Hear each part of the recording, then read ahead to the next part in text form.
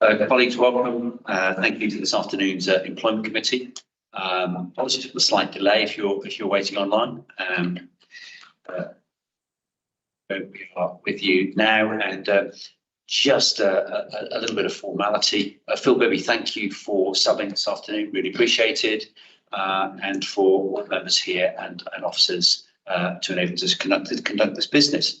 Sally, I believe this is your last Employment Committee.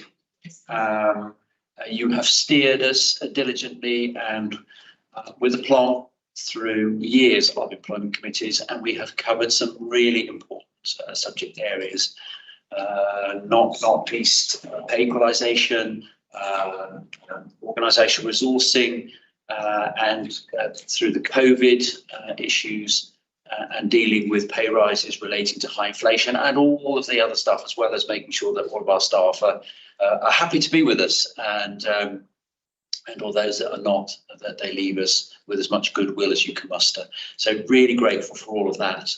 I know you're off to the London Fire Brigade. We wish you all the very, very best with that.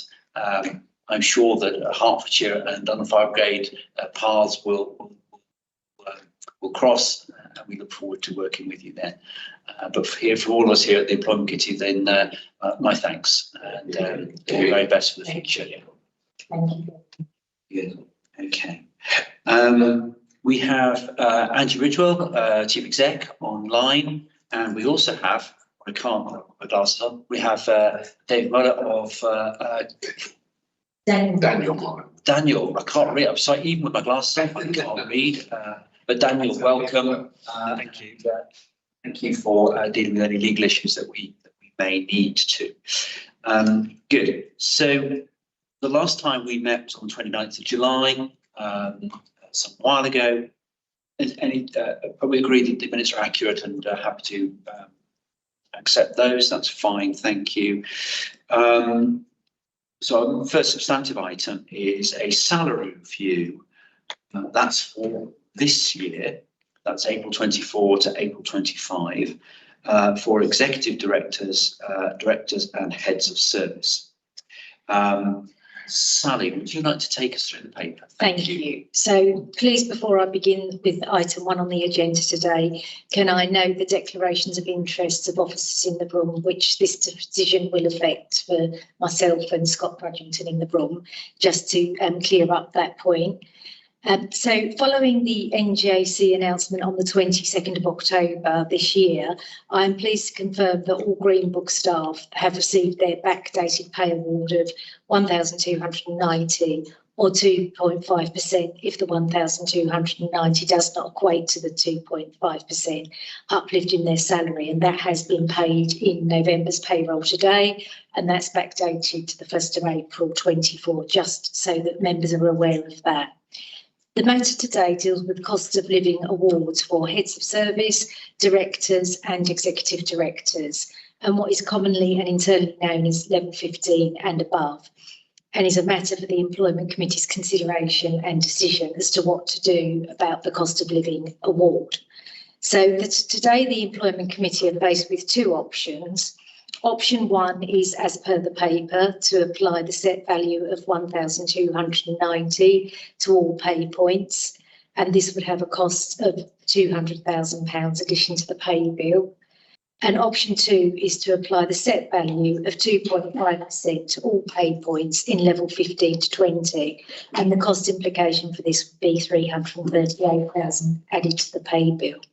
And on the matter of the pay bill, it's important for members to know that this has been factored into the integrated plan, a cost of living increase.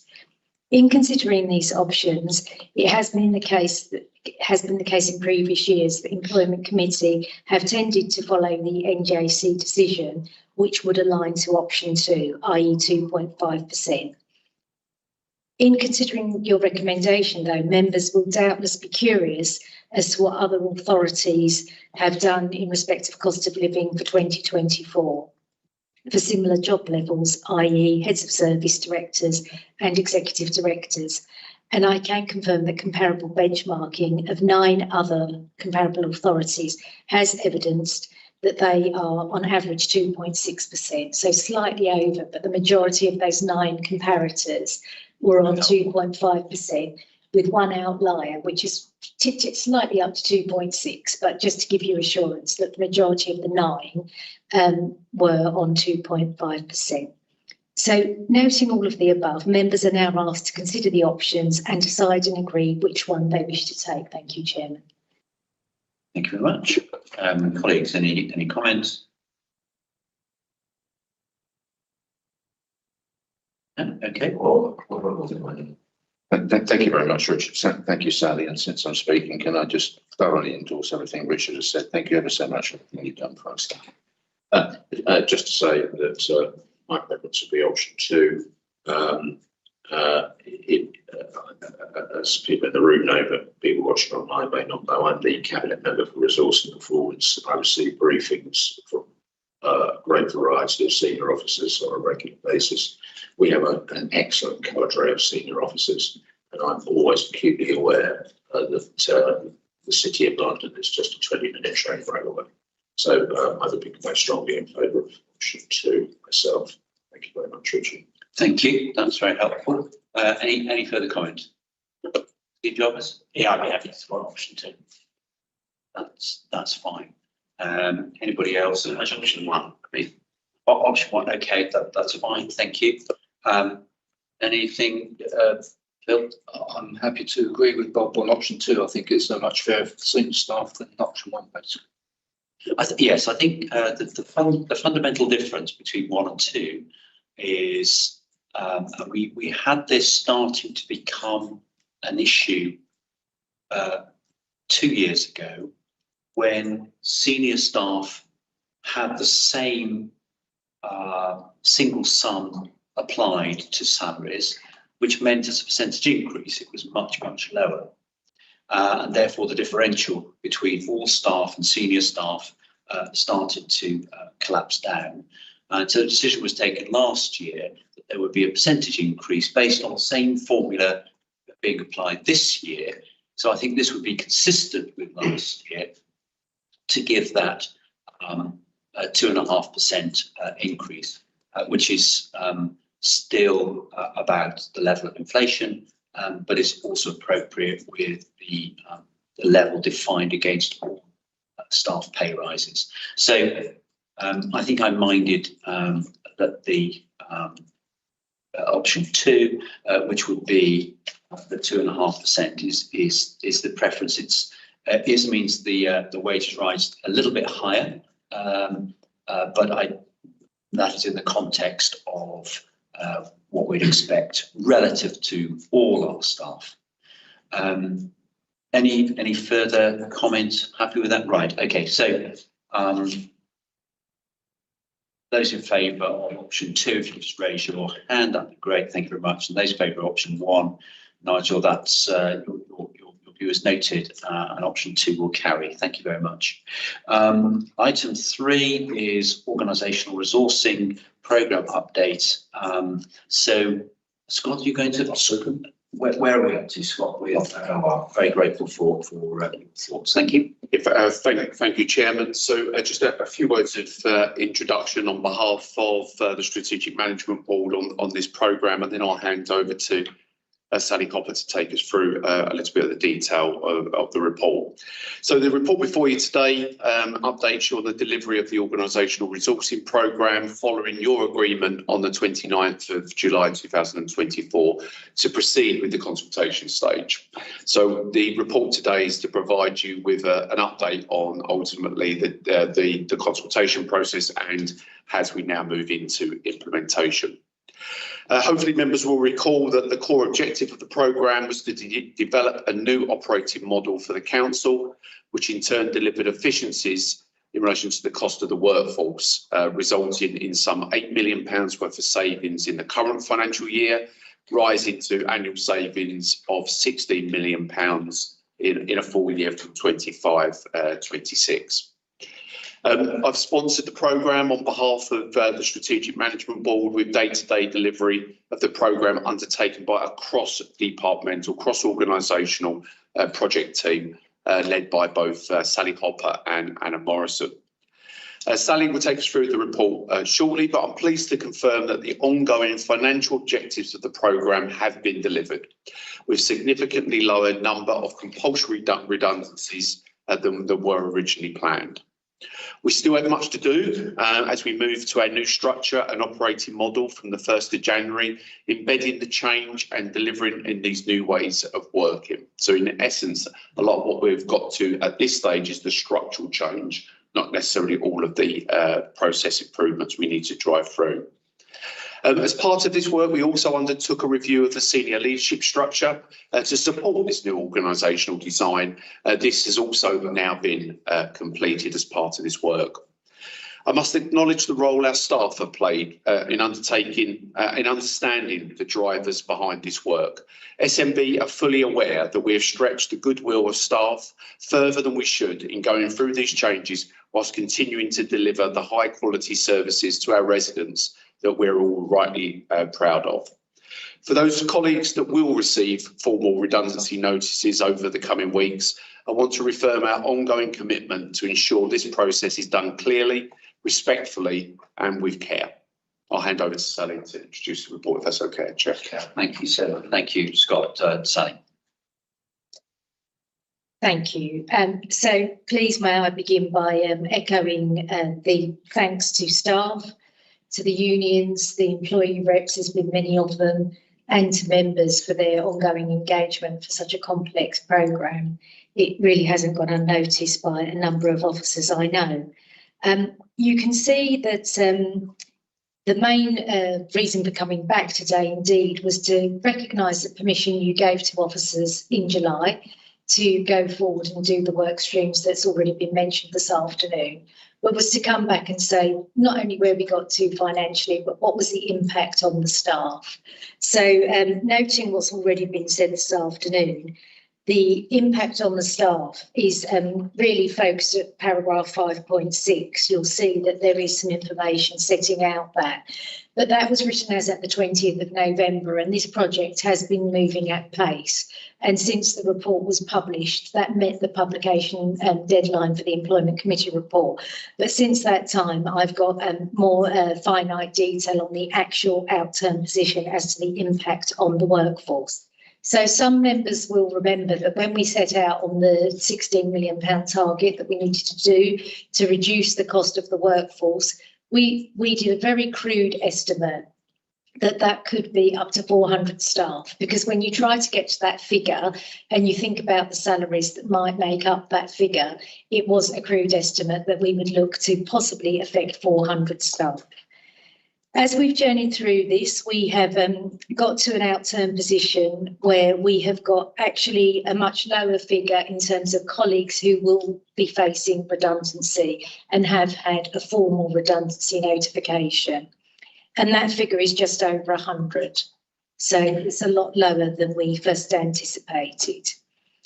There have also, it's important for members to note that in the report, some other savings have been made in other areas, including public health and children's services. And it's important to state that when one considers those 103 redundancies, that there have been 10 redundancies in public health as well, in addition to that.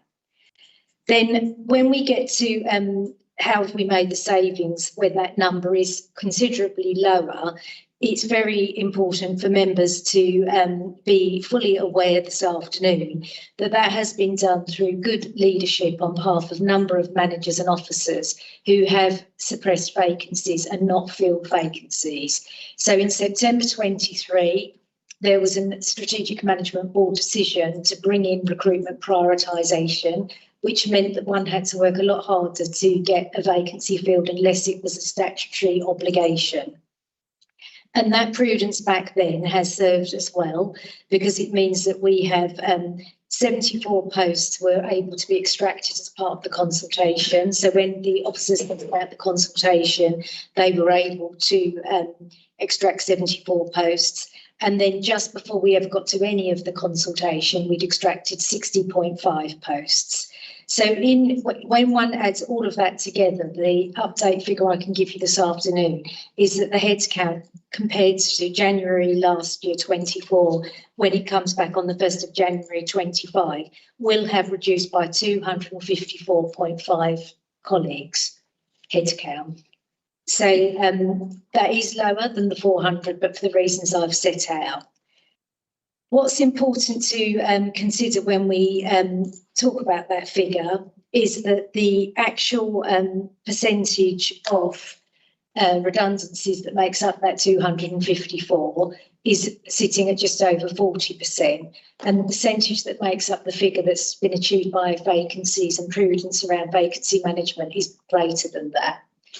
So the consequence of that is that has kept the redundancy costs and the human costs, not just the financial cost, hopefully as reasonable as one could expect. Albeit it's worth this afternoon acknowledging that nobody should be in any doubt that over 100 colleagues are grappling with the thought of redundancy at this time. To try and mitigate those redundancies, we have looked at anywhere where we have vacancies available. We're going to start a redeployment conversation just next week. So if the colleagues can be redeployed to any vacancies we do still have, then that will obviously be our priority to really make sure we've exhausted every opportunity before we are making the colleague redundant. So then when it comes to the target of 16 million, as Scott says, the paper sets it out very well, so I won't go over that, but we have managed to reach the target of reducing the cost by £16 million.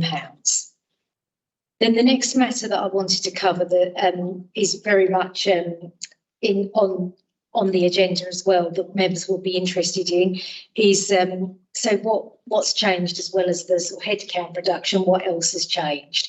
So all of the work streams have had a focus on innovation and how we can rethink the way we get work done. That's both with residents in mind, as everyone has said, but it's also trying to modernise ourselves. And we've had very many ideas come forward to the Technical Design Authority, and there's already been some work progressing there, but that's definitely a priority as we head towards 2025, that the Technical Design Authority will be ramped up to bring about some of the process re-engineering that will be required to fully yield the ambition that we have here.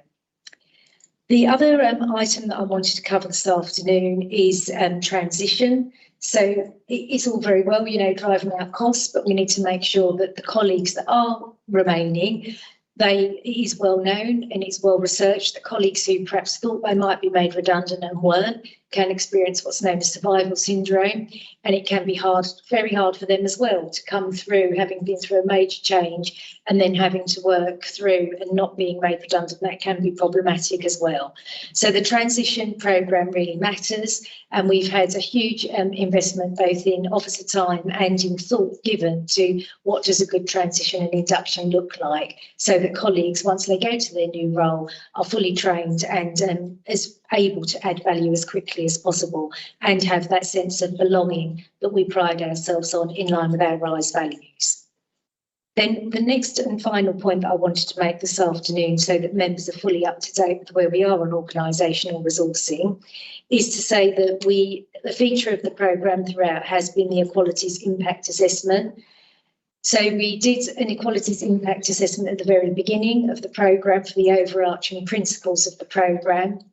At that time, members will recognise that we were able to identify that our age profile was 15%-ish over 60 years of age. So we know that 30% of our workforce are carers, and we have all other protected characteristics that we've had to carefully consider.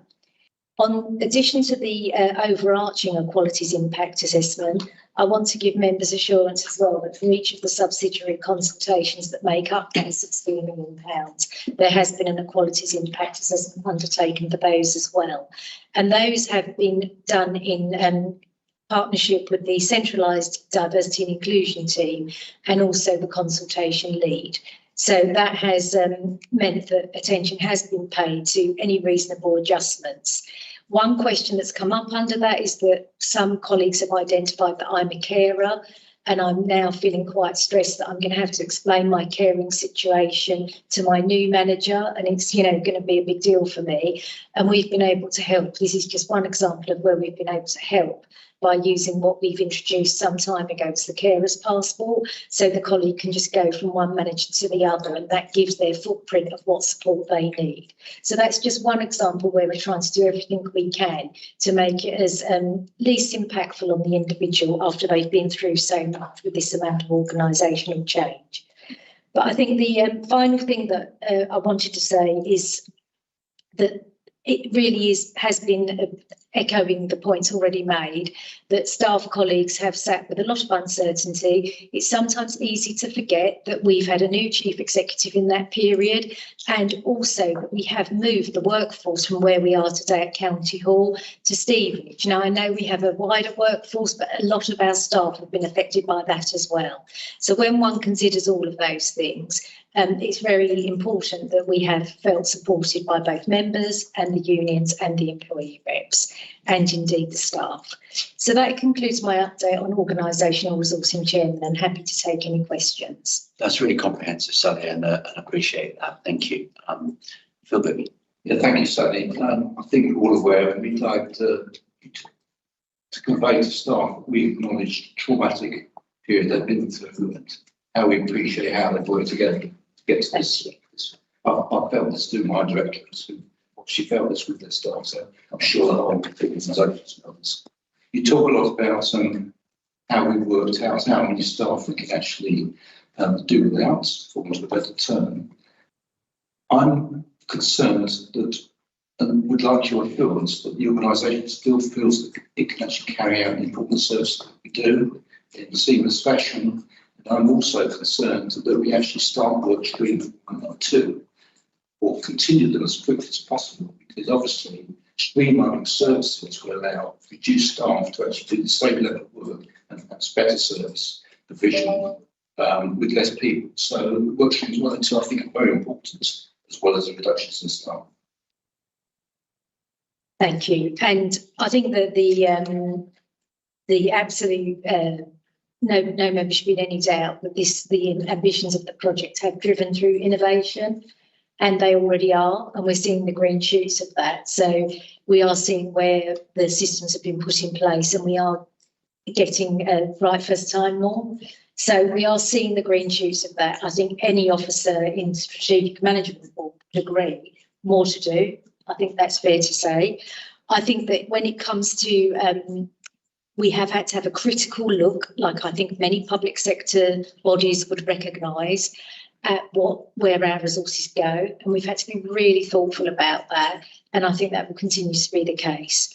But I think the work streams 1 and 2, it's absolutely imperative that we keep looking at those.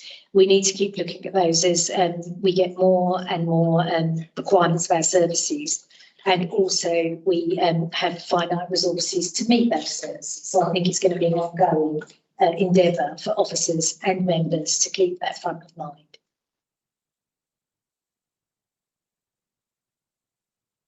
Thanks, Sally. Thank you. Did you, Scott, you come in a moment? Yes, of course. I'll take some time. So Steve, then what? So it's clearly good news that the number of people who are going to be made redundant is any fewer than was originally thought. And it's, well, obviously, as you said outside, will have an impact on those who have not been directly affected. And I think one of the questions one has to ask is whether or not, having got to this point in the process, and actually the number of people who are leaving the organisation is something like 1.5% of the headcount. Whether or not the way in which we've gone about this has produced more disturbance on the rest of the organisation than is necessary. And I think, I think there will always be lessons to be learned from that, but I think that's an important question to ask. The number of people directly affected has fortunately turned out to be very small. The number of people who have been indirectly affected is much larger and would be doing differently in the future in light of what we've learned doing that. I think the other, I mean, there are some other changes. For example, the children's services ones, where there are changes of social workers to other practitioners. That's not included in the organisational resourcing savings, I assume.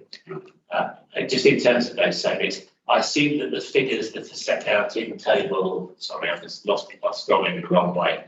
There's a table that shows the total reaching 16 million. I assume that is, table 5. I assume that those are the projected savings for 25, 26. And just one final point, Scott mentioned in his introduction that the structural changes have been made, the process changes haven't. I think that's clearly a concern. One of the things that I raised, I think others raised at the start of this, was we need to be aware of unintended consequences in terms of what was delivered.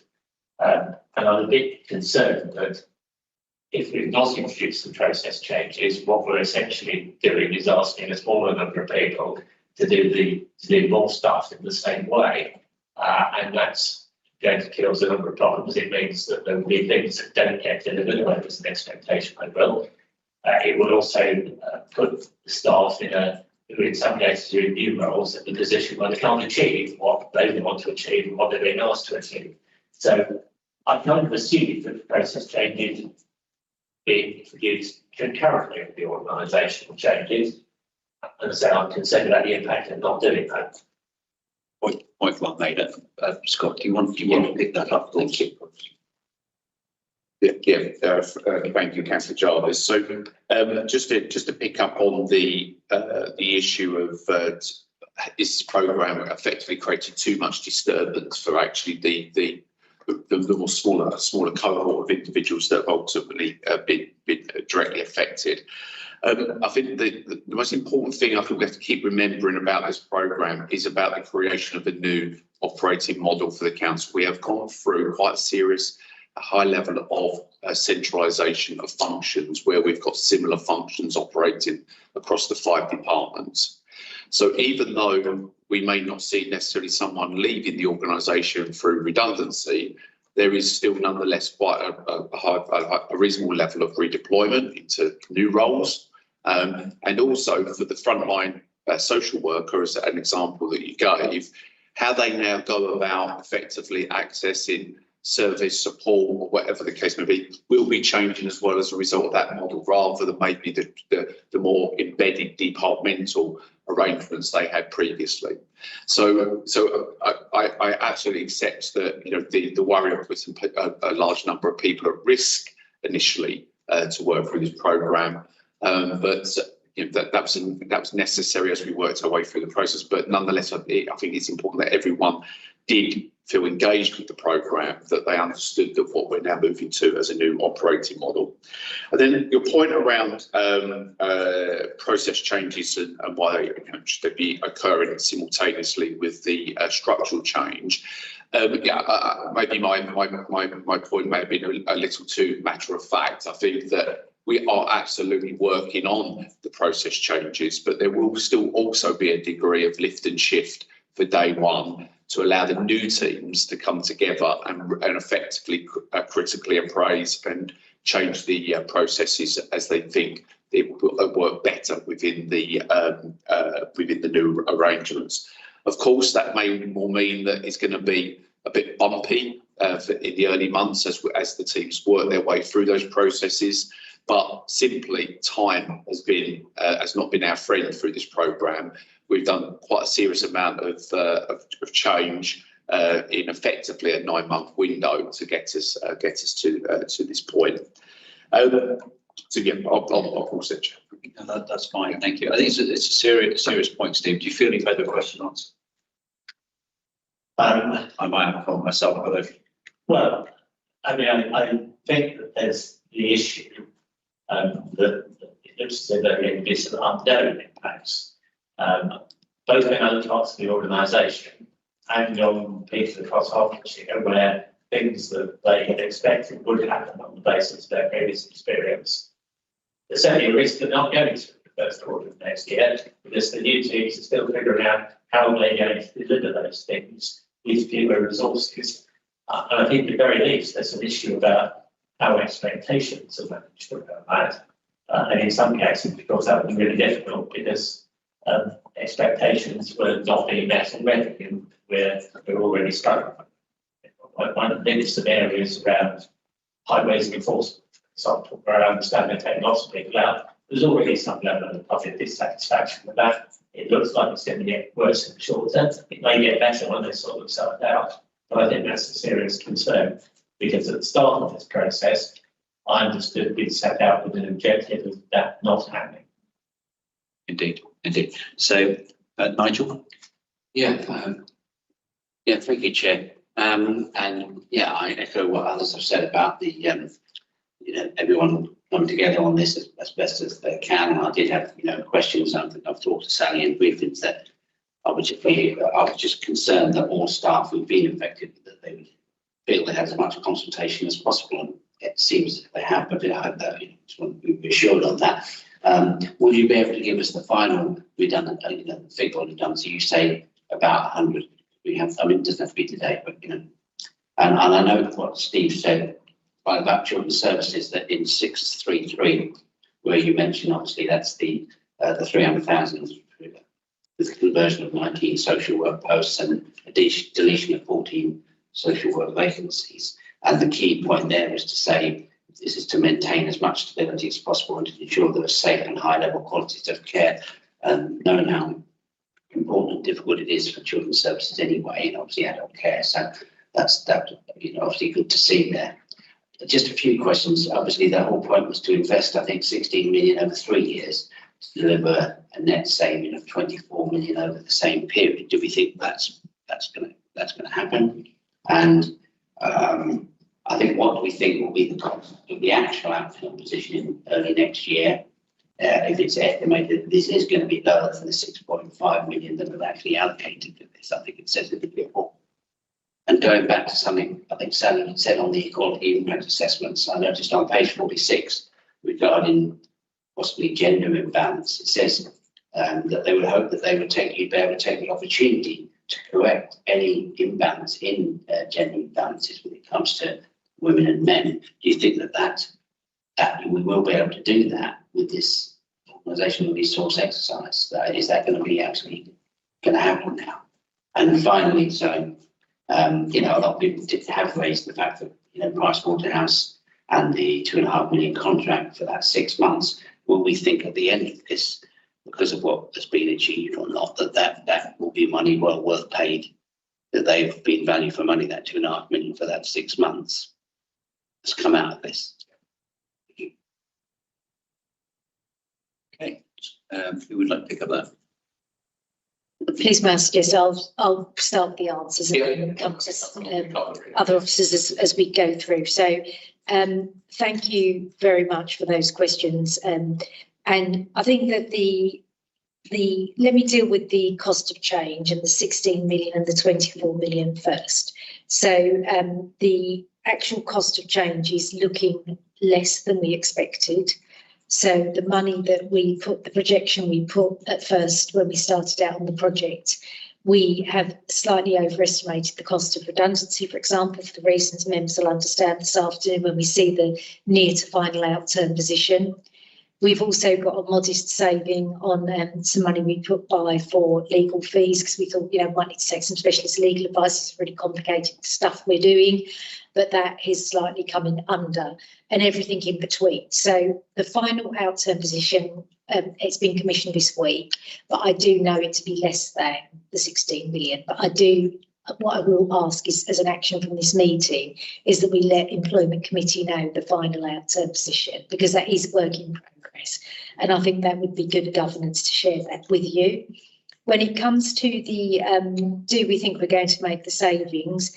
The early indications on the redundancy payback period are showing, which don't feature in this report at all, because we've only been working on this week, but they are showing a very average payback period that's quicker than we thought. So what I mean by that is, what is the cost of this particular subsidiary consultation? What did we think we were going to save on it? And how long are we going to be before we break even once we've dealt with all the redundancy, pension strain and payment in lieu of notice? And the early indications are it's going to pay back quicker. So that's positive for your IP planning process. And again, all of this, once it's settled, we can come back with a more, finite answer, but it is showing some assurance I can give to Employment Committee this afternoon. Because, of course, it could take years when we're thinking about redundancy costs, but it's not showing up as that, it's showing up as a much quicker buyback period. When we come to the Equalities Impact Assessment, I think all members and anybody viewing this online should be fully alert to we are 70% women and 30% men. That's not uncommon in local government. So there's always been that type of ratio. It's pivoted between 60 to 40, but 70 to 30 at the moment. I am particularly keen, and officers on the Strategic Management Board will be aware of this, to hone in on the level 15, those heads of service that we've mentioned that we're committed to looking at and we are looking at. I'm particularly keen to pay close attention to that gender imbalance in that area, because members will know that in our diversity and inclusion strategy, we made a commitment to try and get more female leaders in this space and more leaders from Black and ethnic minority groups. So I'm particularly keen to pay attention to that, because there's more risk there, I would suggest, because we're looking at a lower number of staff. So that's something I don't have the outturn position on, because we're still live in the consultation and final redundancy notifications this week we've been interviewing. But that, to answer your question, I don't think this review on its own will deal with it. What I do think will start to help us is the constant work we're doing on our diversity and inclusion metrics to bring about more fair recruitment and attract a more diverse range of candidates. But we've still got work to do on that. Then, if I may, when it comes to the scope and scale of the ambition here, looking at the cost that we were driving out the workforce, it did feel a rather big ambition. And at that time, there was a decision taken to, could we really do this and think this through on our own? Did we have the capability and also the latest thinking on how we might do this? How would we make sense of those work streams you see in the paper today? And at this point, I think that as the sponsor, it's only right and proper that Scott perhaps gives a bit more depth to that in relation to PwC. So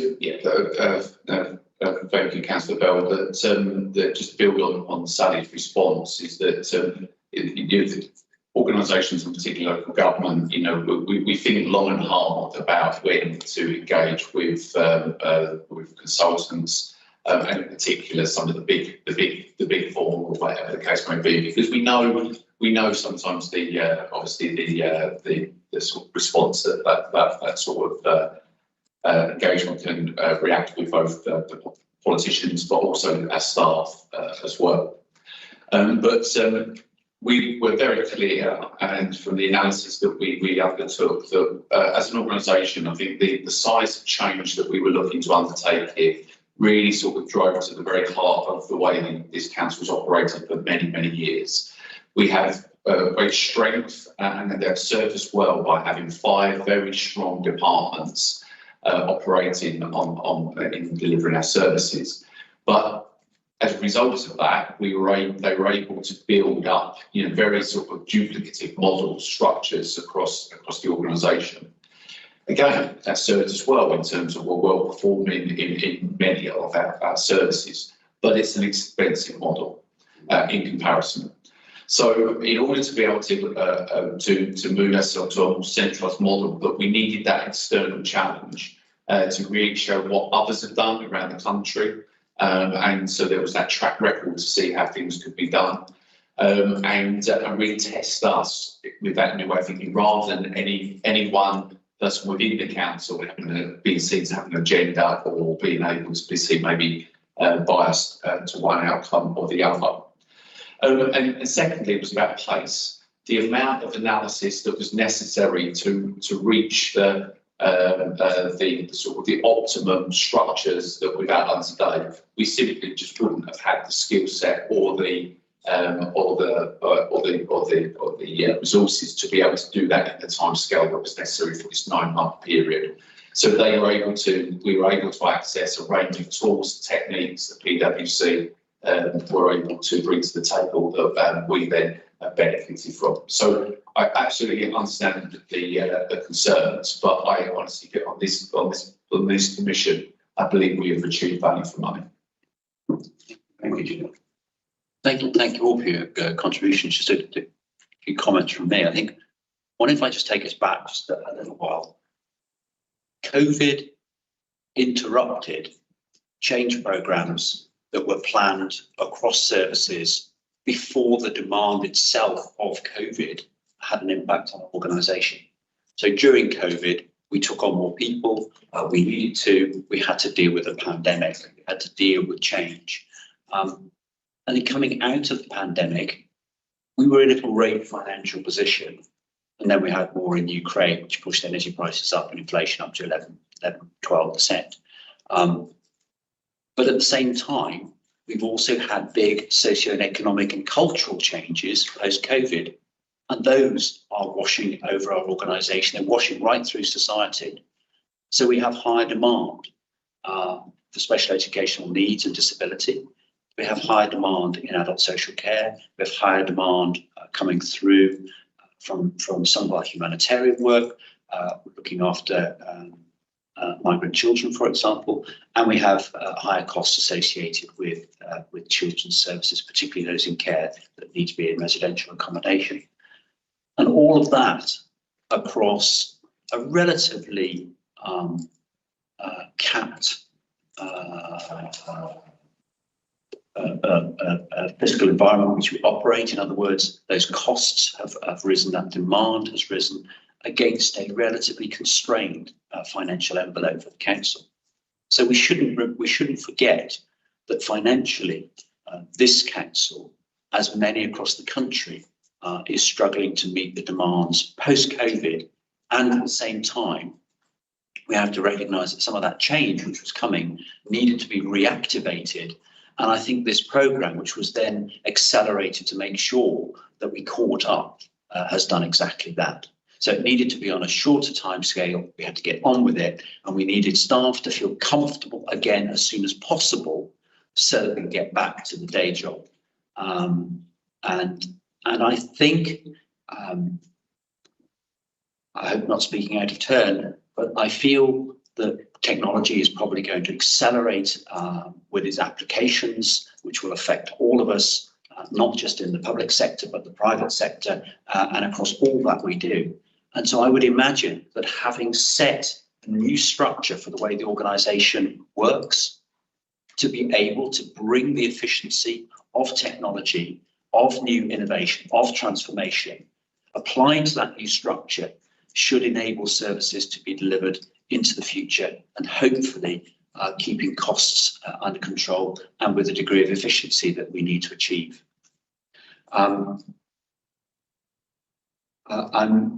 I'm hugely grateful to all staff, some who may be on this call, for engaging with this, which has been a high-pressured a challenge, because it needed to be, because it had to be. The organisation is recognised as running hot, and you have this afternoon, and it's probably not going to be running anything other than hot in the future, because of those demands and because of those financial constraints, not just within the council, but nationally. Our economy is not growing quite as fast as it should. The tax base is not increasing quite as quickly as it might. The largesse available for all that demand is not being met through the tax raised. And we've seen some of the implications of that through the budget process. And so we are working through, as an organisation and as our residents and those receiving our services, which is everybody in Hertfordshire, from universal to very specialist, that actually making sure that we have an organisation fit for the future is essential in that delivery. I am really pleased that the number of actual redundancies is as low as it is, and the organisational prioritisation, some may call it a recruitment freeze, but it was more of a prioritisation of which jobs were recruited and which were frozen back in September of last year, made a huge difference to the different number of people who become have needed to be made redundant because some of those jobs, some of those posts have been not recruited to directly, and that has helped. So I think I'm left with recognising the great turmoil that this has caused, but that the number most directly affected has been minimised. That those, I hope there is now becoming clarity around the structures with which our staff are going to be working. And I really wish our staff all the very best with those new structures as they work out who their new colleagues are and about how they'll work together to get the very best out of their employment with HCC on behalf of our 1.2 million residents. So Sally, can I thank you? Scott, can I thank you? And can I thank all colleagues for contributing to an understanding and a delivery of organisational resourcing, and that I will be really pleased that we can draw a line under it, both for our residents and for our staff. Bob. Thank you, Richard, very much. I've got two observations which are different. One relates to the financial aspect and one relates to people. So if I could just take them separately, Sally. My point in relation to the financial aspect is really, really simple. The report actually, I think the scientific report says that we would save 16.4 million in here. 16,442,124 is table 5. So that's slightly in excess of the original ambition, I think. And as Richard just said, our financial position is very challenging. So that's obviously very welcome. But I wonder if I could just, not least actually for the benefit of people that may be listening in online, just go back to the really, really simple maths on this.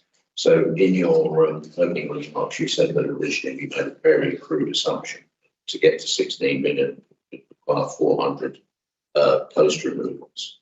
And where we are now is that we end up with 254. And then people who are quick on their mental arithmetic will wonder quite how that works. And I just wonder if you or maybe Scott can just explain that. I'm not doubting for a moment that we will achieve the savings of 16.4. But I think it's possible that members of the public might have spotted that. So I'm kind of on there asking that question. Thank you, Councillor Deering, for the question. And so the number of 400 was a salary, the basic salary, the average salary that we were working on at that time. The actual position is pretty slightly above that average. That's contributed to that going up and the headcount going down. So the finance is going up and the headcount going down. And in addition to that, we've also got, not to forget, the savings that we've made from the greater number of vacancies that we haven't filled. We have those posts and we've chosen not, we've made a strategic decision not to fill them. So we've been able to add that to each lot. So those are the two predominant reasons, and the value of those has also been greater than that average that we first expected.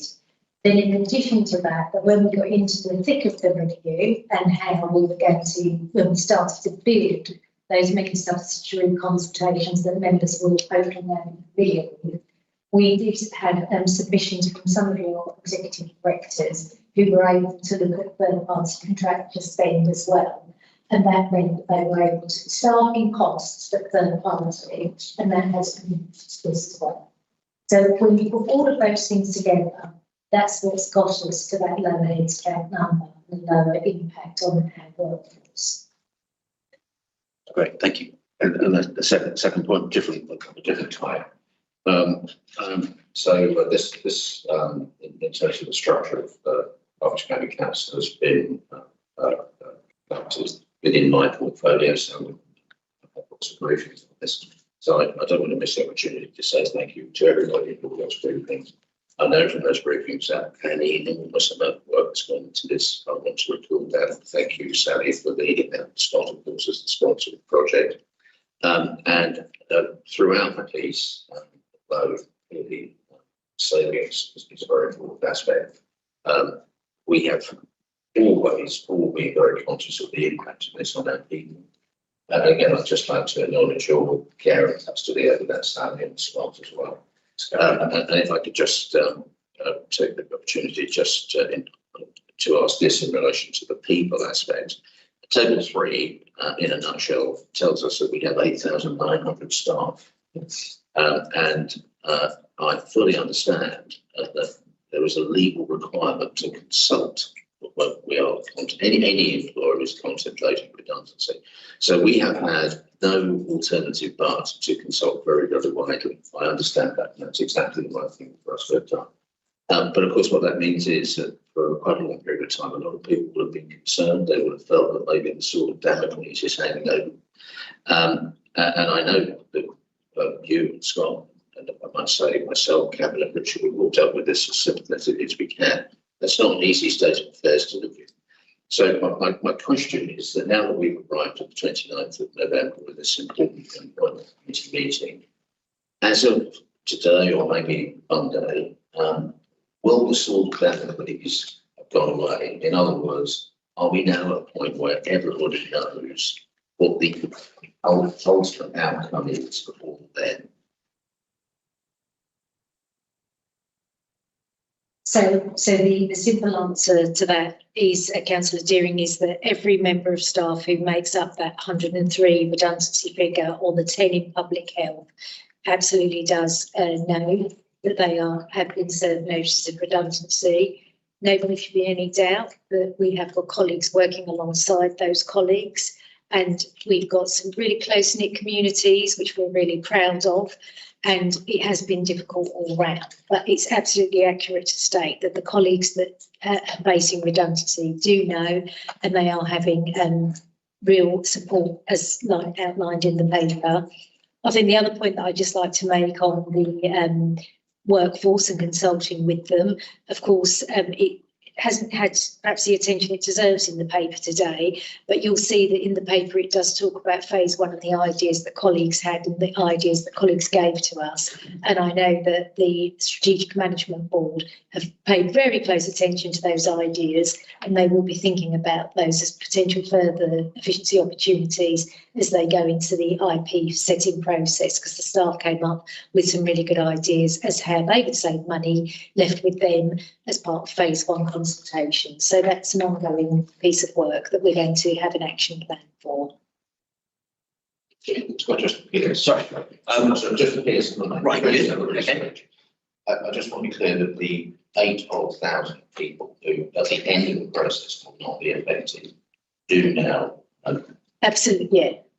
I think we just, I thought we were quite close to concluding this, but we seem to go round again. But I mean, Scott, I'll bring this particular part to conclusion. Thank you. I'll be with you. Yeah, I think it's really important to know that we are concluding this programme, and obviously those that are at risk as a result of the programme, we will absolutely know where they stand over the next couple of weeks. As far as obviously we're going into a very difficult IP process, which may well mean that there are further services, further posts have to be looked at, which may in themselves may have to then look at sort of job numbers and the like as well in the future. The one thing that we're faced with within local government is that nothing is staying the same, and resources is continuing to become harder to balance the books. So I just wanted to be clear in terms of that in relation to workforce relations. Is that we are still got many challenges still to face, and there may well be a need for further consultations in the future, but not under the organisational resourcing programme. Thank you very much. Steve Jones. Yeah, all I was going to say, I was hoping not to revisit things. I was going to ask what was planned to happen next, because we've got a programme essentially that is reaching its conclusion. We know what we expect to come out of it, but actually on something of this size, one needs some sort of post-implementation review.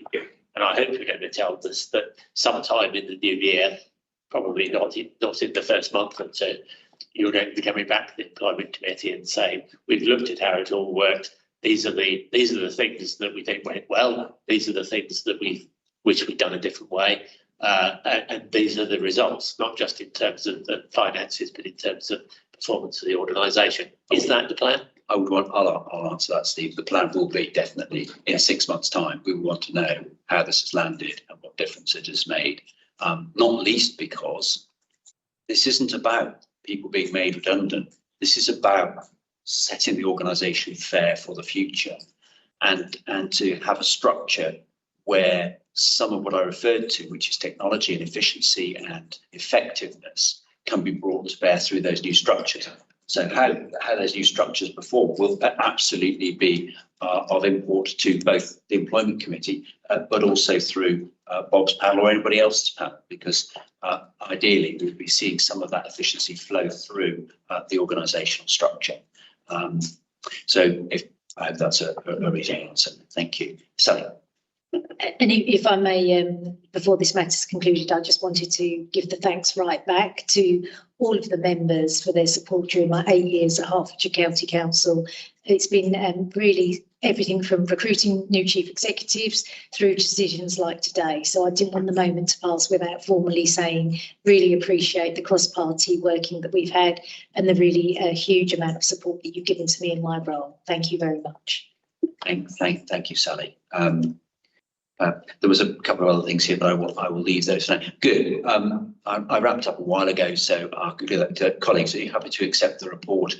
And can I just thank you for your contributions, which have enabled us to have a fuller debate, and or for those who are listening with us this afternoon. Okay. Yeah. Okay. Thank you very much. I've now scribbled all over my order paper and I'm wondering what else it says. Oh, it says end. That concludes our business this afternoon. Thank you all very much, and for those online, thank you for joining us this afternoon.